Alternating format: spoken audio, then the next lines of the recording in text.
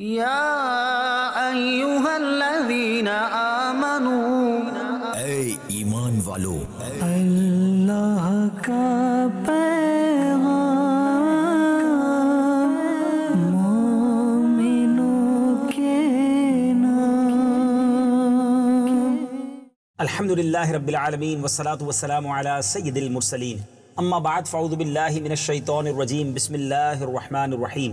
الصلاة والسلام علیکہ یا رسول اللہ وعلی آلکہ واصحابکہ یا حبیب اللہ، الصلاة والسلام علیکہ یا نبی اللہ وعلی آلکہ واصحابکہ یا نور اللہ۔ میٹھے میٹھے اسلامی بھائیوں اور مدنی چینل کے ناظرین، سلسلہ ہے اللہ کا پیغام مومنوں کے نام۔ الحمدللہ اس سلسلے میں قرآن پاک کی ایک مخصوص آیت کو ہم شامل کرتے ہیں، اس کا ترجمہ سنتے ہیں اور اس کی تفسیر قرآن کی برکتیں حاصل کرتے ہیں۔ قرآن پاک کی وہ آیات جس میں رب العالمین نے ہم سب سے مومنوں سے خطاب کیا ہے، یا ایھا الذین آمنوا کہہ کر۔ آئیے آج کون سی آیت ہے؟ آج پارہ ہے 5واں، سورہ نساء، اور آیت نمبر ہے 59۔ پہلے تو اس آیت کی تلاوت سنتے ہیں اور پھر انشاءاللہ ترجمہ کنز العرفان اور اس کے بعد تفسیر صراط الجنان سے بہت ہی خوبصورت مدنی پھول۔ یا ایھا الذین آمنوا اطیعوا اللہ واطیعوا الرسول واولی الامر منکم فإن تنازعتم في شيء فردوه إلى الله والرسول إن كنتم تؤمنون بالله واليوم الآخر ذلك خير وأحسن تأويلا۔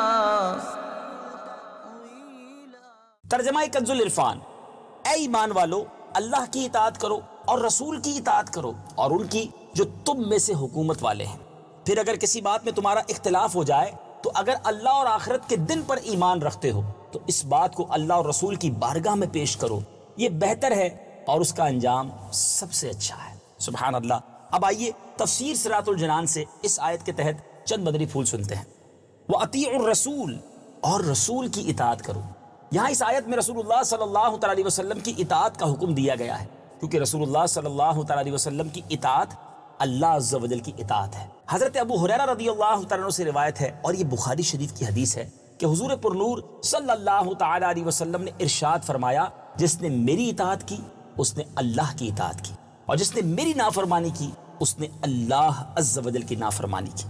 اسی طرح رسول پاک صلی اللہ تعالی علیہ وسلم کی اطاعت کے بعد امیر کی اطاعت کا حکم دیا گیا ہے۔ صحیح بخاری کی سابقہ حدیث میں ہی ہے کہ نبی کریم علیہ الصلوۃ والسلام نے ارشاد فرمایا، جس نے امیر کی اطاعت کی اس نے میری اطاعت کی، اور جس نے امیر کی نافرمانی کی اس نے میری نافرمانی کی۔ نبی کریم علیہ الصلوۃ والسلام کی اطاعت یاد رکھیے فرض ہے۔ حضور سید المرسلین صلی اللہ تعالی وسلم کی اطاعت و فرما برداری فرض ہے۔ قرآن پاک کی متعدد آیات میں آپ علیہ الصلوۃ والسلام کی اطاعت کا حکم دیا گیا ہے۔ رب تعالیٰ نے آپ علیہ الصلوۃ والسلام کی اطاعت کو اپنی اطاعت قرار دیا اور اس پر ثواب عظیم کا وعدہ فرمایا، اور تاجدار رسالت صلی اللہ تعالی علیہ وسلم کی نافرمانی پر عذاب جہنم کا مژدہ سنایا۔ لہٰذا جس کام کا نبی پاک علیہ الصلوۃ والسلام نے حکم فرمایا اسے کرنا، اور جس سے منع فرمایا اس سے رک جانا ضروری ہے۔ اللہ تبارک و تعالیٰ قرآن مجید فرقان حمید میں ایک اور جگہ ارشاد فرماتا ہے، آئیے تلاوت اور اس کا ترجمہ سنتے ہیں۔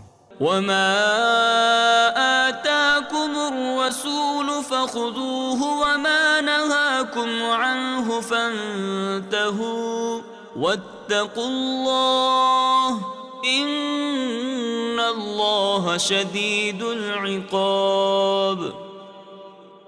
جی ناظرین، اب اس کا ترجمہ سنیے۔ اور جو کچھ تمہیں رسول عطا فرمائیں وہ لو، اور جس سے منع فرمائیں اس سے باز رہو، اور اللہ سے ڈرو، بے شک اللہ کا عذاب سخت ہے۔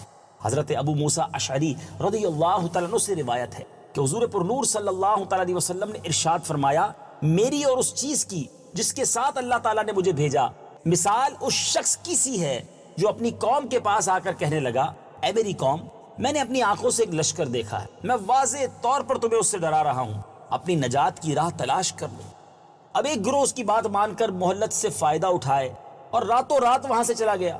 وہ تو نجات پا گیا اور ایک گروہ نے اس کی بات نہ مانی اور وہیں رکا رہا تو صبح کے وقت لشکر نے ان پر حملہ کر کے انہیں ہلاک کر دیا۔ تو جس نے میری اطاعت کی اور جو میں لایا اس پر عمل پیرا ہوا وہ اس گروہ جیسا ہے جو نجات پا گیا، اور جس نے میری نافرمانی کی اور جو میں لایا اسے جھٹلایا تو وہ اس گروہ کی طرح ہے جو نہ مان کر ہلاکت میں پڑا۔ اس آیت سے ثابت ہوا کہ مسلمان حکمرانوں کی اطاعت کا بھی حکم ہے جب تک وہ حق کے موافق رہے، اور اگر حق کے خلاف حکم کرے تو اب ان کی اطاعت نہیں کی جائے گی۔ نیز اس آیت سے یہ بھی معلوم ہوا کہ احکام تین قسم کے ہیں، ایک وہ جو ظاہر کتاب یعنی قرآن سے ثابت ہیں، دوسرے وہ جو ظاہر حدیث سے ثابت ہوں، اور تیسرے وہ جو قرآن و حدیث کی طرف قیاس کے ذریعے رجوع کرنے سے معلوم ہوں۔ اس آیت میں اولی الامر کی اطاعت کا حکم ہے، اس میں امام، امیر، بادشاہ، حاکم، قاضی، علماء سب داخل ہے۔ میٹھے میٹھے اسلامی بھائیوں اور مدنی چینل کے ناظرین، تفسیر صراط الجنان کے مدنی پھول تو پورے ہوئے، اب ذرا میں اور آپ غور کریں کہ اس آیت کے تحت میں نے اور آپ نے کیا سیکھا ہے۔ اطاعت رسول صلی اللہ تعالی علیہ وسلم کا حکم مجھے اور آپ کو قرآن پاک دے رہا ہے، اللہ کا پاک کلام دے رہا ہے۔ اب میں نے اور آپ نے سوچنا ہے کہ وہ باتیں جو نبی پاک علیہ السلام نے ہم پر لازم فرمائیں، جن کا حکم فرمایا، کیا ہم اس پر عمل کرتے ہیں؟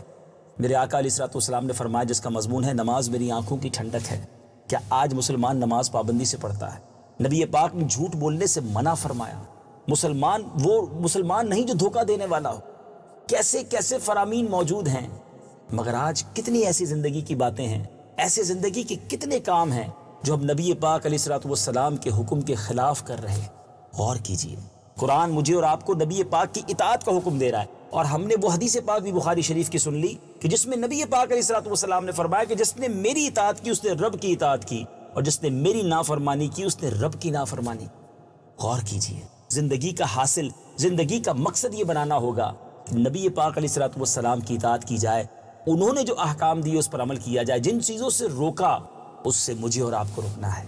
مدنی چینل دیکھتے رہیے، اللہ کا پیغام مومنوں کے نام سلسلے میں ہم ان آیات قرآنی کو لے کر حاضر ہوتے ہیں جس میں اللہ تبارک و تعالیٰ نے مجھ سے اور آپ سے براہ راست بات کی ہے۔ تو آج کی آیت سننے کے بعد، اس کی تفسیر سننے کے بعد میں بھی نیت کروں اور آپ بھی نیت کریں کہ اپنی زندگی رسول اللہ صلی اللہ تعالی علیہ وسلم کے احکام کے مطابق ان کی اطاعت میں گزاریں گے۔ اللہ تعالیٰ مجھے بھی توفیق عطا فرمائے، آپ کو بھی توفیق نصیب فرمائے۔ مدنی چینل دیکھتے رہیے، اگلے سلسلے میں ایک اور آیت قرآنی لے کر حاضر ہوں گے۔ صلو علی الحبیب صلی اللہ تعالی علی محمد صلی اللہ علیہ وسلم۔ یا ایہا الذین آمنوا، اے ایمان والو، اللہ کا